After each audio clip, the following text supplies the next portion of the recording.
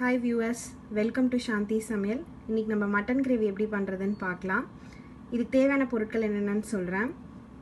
ஒரு பட்டை, 3 லவங்கம், ஒரு ஏலக்காய், கொஞ்சோண்டு வடகம், 3 டேபிள்ஸ்பூன் குழம்பு மிளகாய் தூள், 1 டீஸ்பூன் சீரகம், 1 டீஸ்பூன் சோம்பு, 10 ல இருந்து 15 சின்ன வெங்காயம் எடுத்து வச்சிருக்கேன், ஒரு பெரிய தக்காளி, மட்டன் 450 கிராம். இத வந்து கர்ட்லயும் மஞ்சள் தூளையும் போட்டு மிக்ஸ் பண்ணி வச்சிருக்கேன்.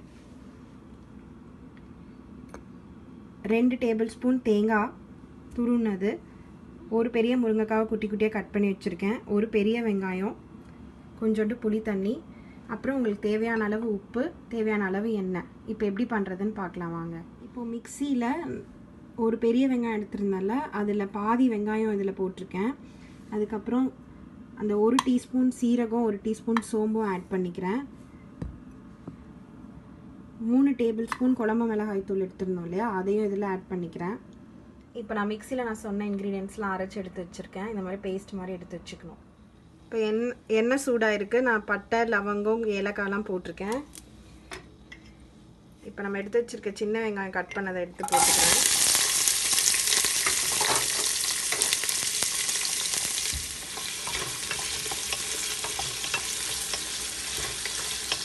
இதை நல்லா வதக்கி விட்டுக்கோங்க.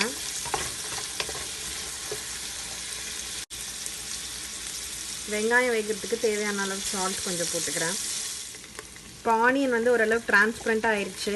இப்போ ஜிஞ்சர் கார்லிக் பேஸ்ட் போட்டுக்கலாம். 1 டீஸ்பூன், நான் சொல்ல மறந்துட்டேன். அதையும் சேர்த்து வதக்கிக்கோங்க. இப்போ ஆனியன் நல்லா வெந்துருச்சு. ஜிஞ்சர் கார்லிக் பேஸ்ட் இதோட மிக்ஸ் பண்ணியாச்சு. இப்போ எடுத்து வச்சுருக்க தக்காளி போட்டுக்கிறேன்.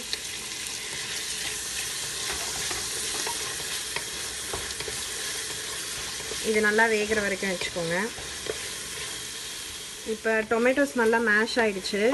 இப்போ நம்ம அரைச்சி வச்சுருக்க பேஸ்ட் இதில் சேர்த்துக்கலாம். இதில் அரை வெங்காயம், 3 டேபிள் ஸ்பூன் மிளகாத்தூள், 1 டீஸ்பூன் சீரகம், 1 டீஸ்பூன் சோம்பு சேர்த்துருக்கேன். இதை அரைச்சி இதில் சேர்த்துக்கலாம். இப்போ இந்த பேஸ்ட் நல்லா கொதிச்சிருச்சு. இப்போ நம்ம எடுத்து வச்சுருக்க மட்டன் சேர்த்துக்கலாம்.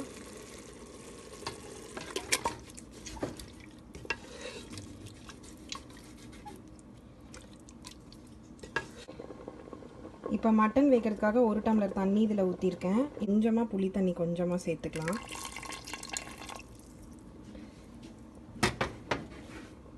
இப்போ இதை மூடி ப்ரெஷர் குக் பண்ணிவிடுங்க. 8 விசில் வச்சுருங்க.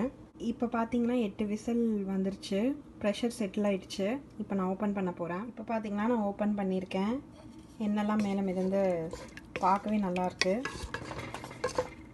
இன்னும் நம்ம தேங்காய் அரைச்சி ஊற்றலை. இப்போ தேங்காய் ஊற்றிட்டு முருங்கைக்காய் சேர்த்துட்டு இன்னொரு 2 விசில் வச்சிட்டோன்னா முடிஞ்சிடும். கறி நல்லா வெந்திருக்கு. இப்போ நான் நல்லா கலந்து விட்டுட்டேன். தேங்காய் பேஸ்ட்டையும் முருங்கைக்காவையும் ஆட் பண்ணி நல்லா கலந்து விட்டுருக்கேன். இப்போ நான் இதை வந்து 2 விசிலுக்கு வைக்க போகிறேன். முருங்கைக்காய் வேக வைக்கிறதுக்கு, தேங்காய் அதோட மிக்ஸ் ஆகிறதுக்கு.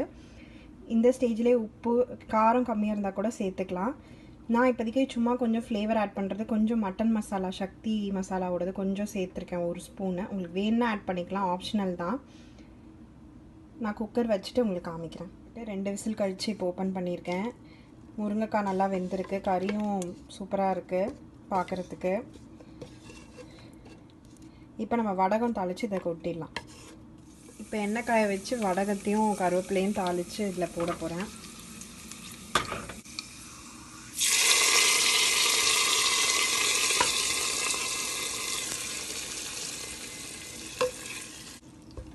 அவ்வளோதான், சுவையான கறி குழம்பு ரெடி ஆயிடுச்சு.